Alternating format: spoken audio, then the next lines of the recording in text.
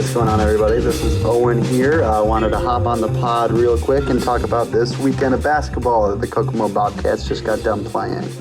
Went 2-1 on the weekend, but at the moment I was only able to catch 2 of those 3 games, that being their matchup on Saturday against the KW Titans, where they lost 108-98, and their matchup on Sunday against a pretty red-hot West Virginia grind team, where they came out with a 106-99 victory. The Bobcats looked pretty good in their matchup against the KW Titans on Saturday. KW is a team out of the National Basketball League of Canada, which is regarded as a bit better play than the TBL.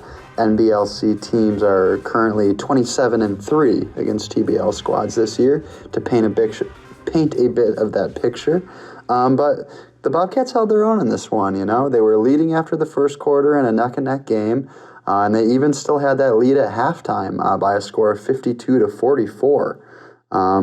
They were just shooting the ball a lot better than KW in the first half. Kokomo was shooting 43% from the field, while KW was shooting only 29%. That lead actually probably would have been a bit bigger if it wasn't for KW's perfect 13 from 13 from the line in the first half. But you had to know that this KW Titans team wouldn't shoot this poorly for too long, and they, in fact, did a complete 180 in the second half, shooting an impressive 62.5% from the field. And this all began with a 13-0 run to start the third quarter for the Titans, putting them up 57-52. From this point on, Kokomo would play a little bit of catch-up and tie this game up at 58 apiece, but not much longer. Down the line, they would find themselves down 7, 62-69. Kokomo would once again play catch-up, going on a 9-0 run in the last 2 minutes of the third quarter to actually take their first and only lead of the second half with a score of 77-76. However, this lead would be short-lived as KW's leading scorer, Sam Akano, responded with a three-pointer to end the quarter, putting KW up 79-77. The fourth quarter would play out a lot like the third, in the sense that KW would start the quarter on a scoring run, this time a 6-0 run, putting them kind of back into that driver's seat position with an 85-77 lead. From this point on, the Titans would hold on to this lead and keep control of the game, something that Kokomo usually does a great job of when they are in the driver's seat. Kind of a role reversal in this situation, if you will.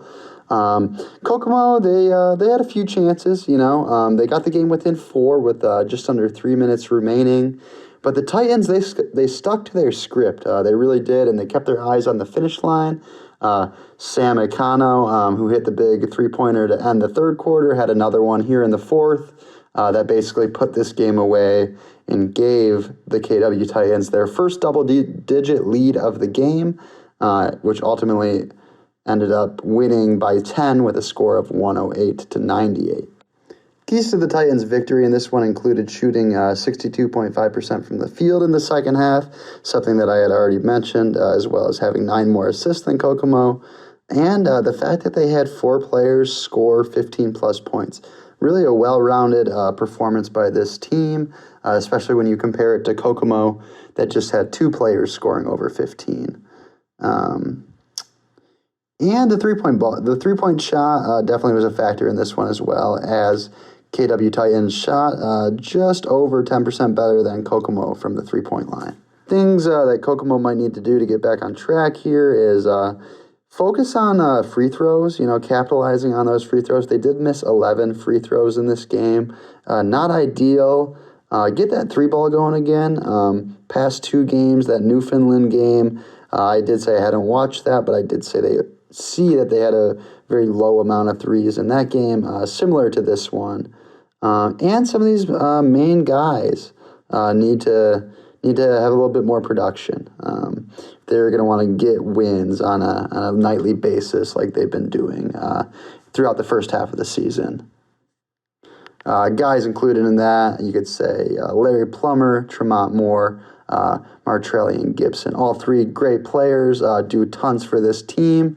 Didn't necessarily have great games in this contest. And as long as I'm on the topic of individual player performances, I do have to note that the Bobcats' Johnny Griffin Jr. had a massive game in this one. Plays the small forward / power forward position, definitely more so small forward. Had 17 rebounds in this game, really impressive. 15 points, 17 rebounds, 4 assists. Very complete game for Johnny Griffin Jr.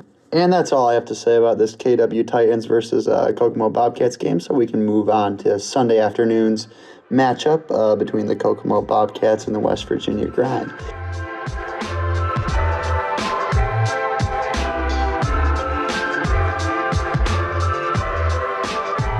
As I had mentioned, this Grind team did enter the contest on a bit of a hot streak, winning 3 straight games after losing their first 5. This team is in their inaugural season, and it's good to see that they seem to be getting on track here and putting together a pretty good product in the last 2 weeks.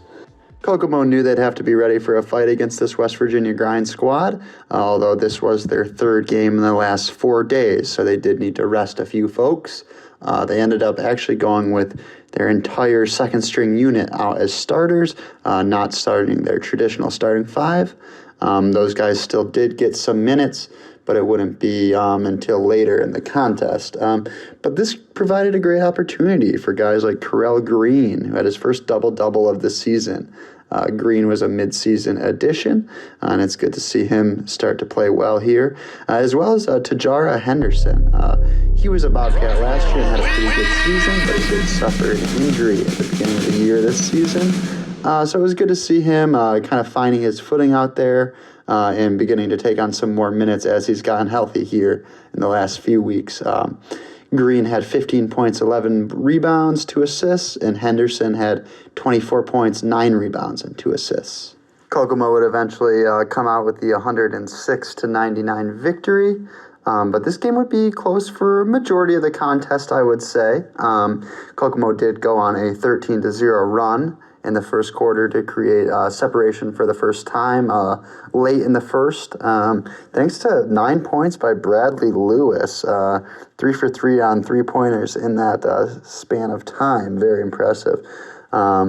This 13-0 run from Kokomo put the Bobcats up 29-17. Like I said, this was the first separation in the game.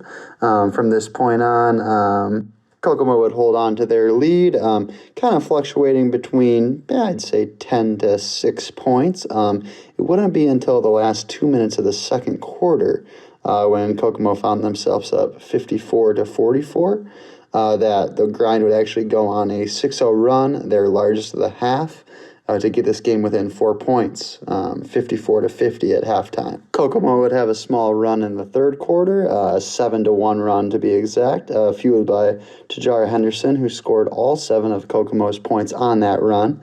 The Grind would spend the second half of the third quarter clawing their way back into this game, and they'd actually eventually tie the contest at 73 all to end the third quarter. This game would actually be tied 3 different times in the second half. However, the West Virginia Grind would never lead in that second half. The game was tied at 77 apiece in the fourth quarter. But Kokomo had put their starters back into the game.